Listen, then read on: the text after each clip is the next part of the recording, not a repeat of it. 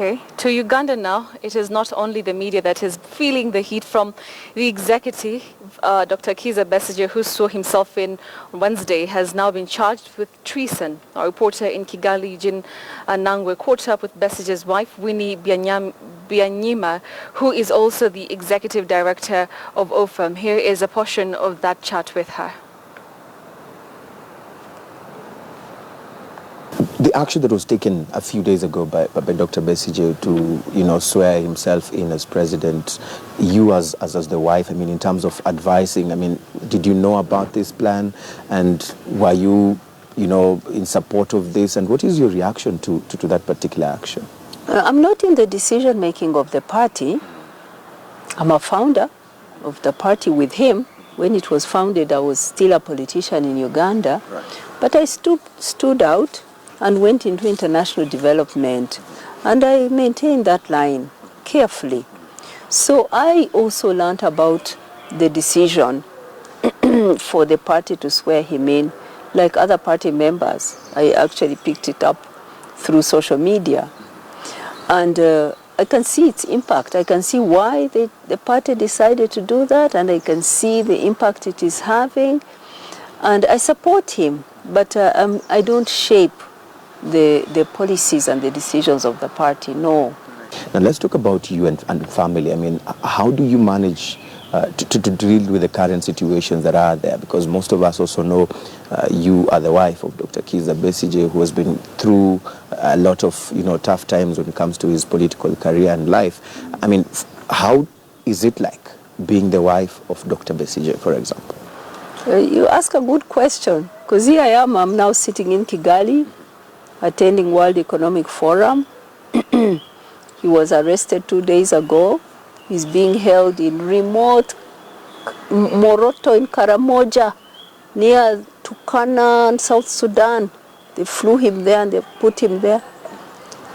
And I'm worried about him, but I'm still able to continue doing my work, because at least I know he's safe, because the team has gone and seen him, eaten with him, and I know he's safe. If he wasn't safe, I would have stopped and gone to look for him.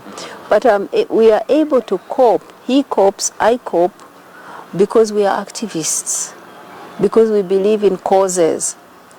And the cause that we have committed ourselves to for so many years is a cause we are ready to die for. That gives you a different perspective on the challenges. When there's a threat to life, I will drop everything.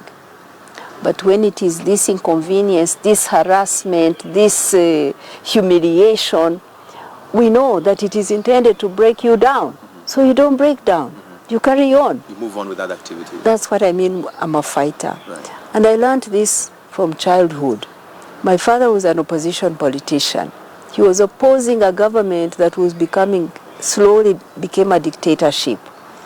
He challenged, reached a point when he was the only opposition leader in the whole of the south of Uganda.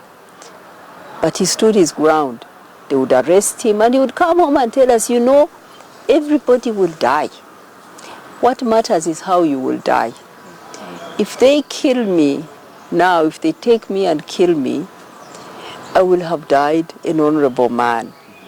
And he told us not to fear, to be fearless in the face of injustice. That was my father. My mother too was a very bold activist who stood by him and who fought as a political activist and a women's rights activist. So I take it from the environment I grew up in. It was a resistance home, resisting dictatorship, resisting violation of human rights. That's what I knew. That's what I grew up in. And that's what I still do. So that's how we cope. It's painful. It is frightening. It is worrying. But you take it in your stride.